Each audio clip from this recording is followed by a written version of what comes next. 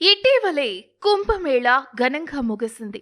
కోట్లాది భక్తులు గంగా నది తీరంలో పవిత్ర స్నానం చేశారు. కానీ ఇప్పుడు మరో మహాఘట్టానికి దేశం సిద్ధమవుతుంది. ఈసారి గోదావరి పుష్కరాలు చరిత్రలోనే భారీగా ఉండే అవకాశం ఉంది. మహాకుంభమేళా ప్రభావం గోదావరి పుష్కరాలపై భారీగా పడనుంది.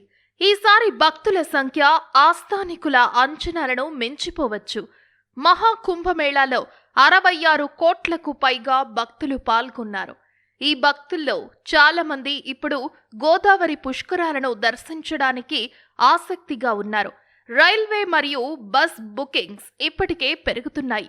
ఇది రాజమండ్రి నగరంపై భారీ ఒత్తిడిని తీసుకురావచ్చు. పుష్కరాల ఆధ్యాత్మిక ప్రాముఖ్యత. పుష్కరాలంటే కేవలం ఓ పండుగ కాదు. ఇది భక్తుల విశ్వాసానికి, ఆధ్యాత్మిక శుద్ధికి, పితృదేవతలకు తర్పణానికి సంబంధించిన మహాఘట్టం. పుష్కరాల చరిత్ర వేల సంవత్సరాల నుంచి హిందూ సాంప్రదాయాల్లో ప్రసిద్ధి చెందింది. కానీ ఈ పవిత్ర ఘట్టం వెనకనున్న అసలైన కథ మీకు తెలుసా? అనేక యుగాల క్రితం దేవతలు, ఋషులు, మునులు భగవంతుని తపస్సుతో పూజించేటప్పుడు ఓ మహర్షి తపస్సులో మహత్తరమైన శక్తిని పొందాడు. ఆ మహర్షి పేరు పుష్కరుడు.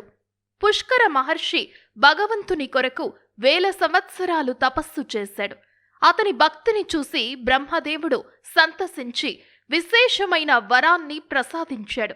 బ్రహ్మదేవుడు, నీకు మహాజ్ఞానముంది, ప్రపంచానికి నీ సేవ అవసరం.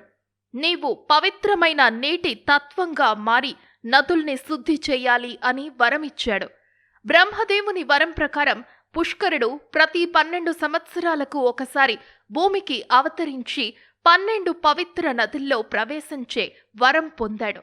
ఈ సమయంలో నదిలో స్నానం చేయడం జన్మజన్మల పాపాలను తొలగించే పవిత్ర కార్యంగా మారింది. 12 నదుల్లో పుష్కరుడు ప్రసాదించిన పవిత్రత అమృతతుల్యంగా మారింది. ఈ 12 పవిత్ర నదులు ఏవంటే గంగ, ఉత్తర భారతదేశపు పవిత్ర నది; యమున, కృష్ణుని నది; గోదావరి, దక్షిణ గంగ; కృష్ణ, విజయవాడను అలంకరించే నది; నర్మద, కావేరి, సరస్వతి, శతద్రు, సింధు, తుంగభద్ర, మహానది, బ్రహ్మపుత్ర. గోదావరి పుష్కరాలు ఎందుకు ప్రత్యేకమైనవి? గోదావరి నది దక్షిణ భారతదేశపు గంగగా ప్రసిద్ధి చెందింది.